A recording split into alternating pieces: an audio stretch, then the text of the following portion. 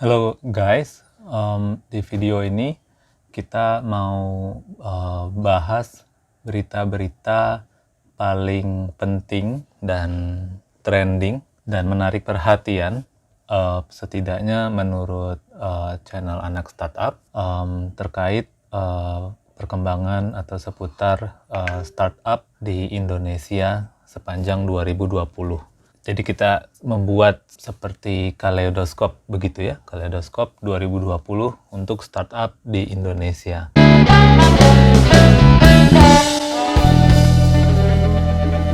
Jadi seperti kita pahami bersama, 2020 adalah tahun yang cukup berat ya. Bahkan beberapa orang bilang yang terberat, setidaknya dalam satu abad terakhir. Tidak hanya untuk startup, tapi juga untuk ekonomi secara keseluruhan, makro dan mikro ya. Semua industri kena dampaknya, tidak hanya di Indonesia, tapi juga di seluruh dunia.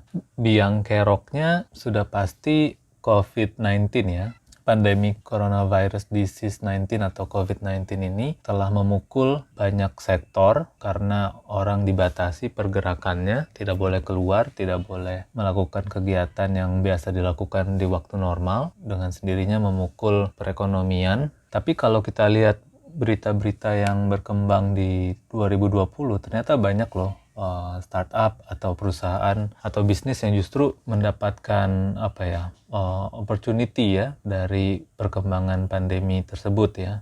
Mungkin diakibatkan oleh perubahan behavior dari masyarakat, dan banyak atau beberapa startup melihat peluang dari perubahan behavior itu dan come up dengan solusi baru untuk problem-problem yang baru bermunculan selama pandemi ya. Kaleidoskop Startup Indonesia 2020 ini akan kita buat dalam 3 video, di mana masing-masing video itu ada 5 berita ya yang akan kita bahas. Oke, berita pertama itu datang dari sektor logistik untuk startup di Indonesia.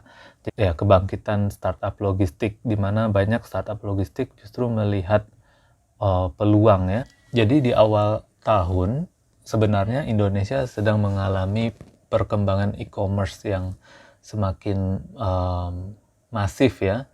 Apalagi waktu itu muncul beberapa player baru, salah satunya Shopee, sehingga kebutuhan pengiriman barang itu meningkat ya. Jadi kita membutuhkan lebih banyak jasa logistik yang lebih efektif, lebih efisien, dan yang pasti harganya lebih kompetitif. Sebagaimana disajikan oleh katadata.co.id lewat infografiknya, setidaknya ada 4 startup logistik lokal yang mendapatkan pendanaan sepanjang 2020. Totalnya sampai 150 juta US dollar ya. Kira-kira ya 2 triliunan ya, 2 triliun rupiahan ya. Dan yang terbesar itu startup yang mendapatkan funding ya di tahun 2020 untuk logistik sektor itu Ware6, 70 juta dolar. Itu mereka dapat di bulan September untuk series B ya, luar biasa. Techinasia juga melansir bahwa funding untuk bisnis logistik dan sektor pendukung e-commerce lainnya di sepanjang 2020 itu meningkat dibandingkan tahun-tahun sebelumnya. Contohnya di 2018, funding untuk sektor ini mencapai 89 juta dolar. Tapi di 2020, funding untuk sektor pendukung e-commerce termasuk logistik itu mencapai 500 juta US dollar. Lebih ya, 517 juta. Ya, kita berharap pendanaan ini terhadap perusahaan-perusahaan tersebut bisa semakin membuat mereka lebih kompetitif dan akhirnya membuat biaya logistik di Indonesia yang negaranya kepulauan menjadi lebih lebih efisien ya, lebih kompetitif ya, lebih murah. Jadi sektor e-commerce di tanah air bisa tumbuh lebih pesat lagi. Itu harapan kita.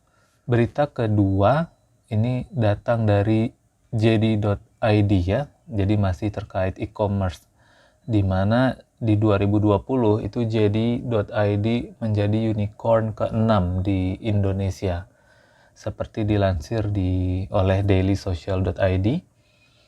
Setelah OVO 2020 menghadirkan JD.id sebagai unicorn ke-6 ya. E-commerce tersebut akhirnya bergabung ke Indonesian Unicorn Club. Bukan Indonesia Lawyers Club ya. Oke, Daily Social merilis ada 6 unicorn di Indonesia hingga tahun 2020. Pertama kita tahu bersama itu Gojek, kemudian ada Tokopedia, lalu Traveloka, Bukalapak, kemudian OVO, dan akhirnya JD.id. Jadi sekarang e-commerce itu ada 3 ya, atau marketplace ada 3 yang menjadi unicorn. Kemudian Gojek ya lebih ke ride hailing atau super app ya, mungkin bisa disebut seperti itu.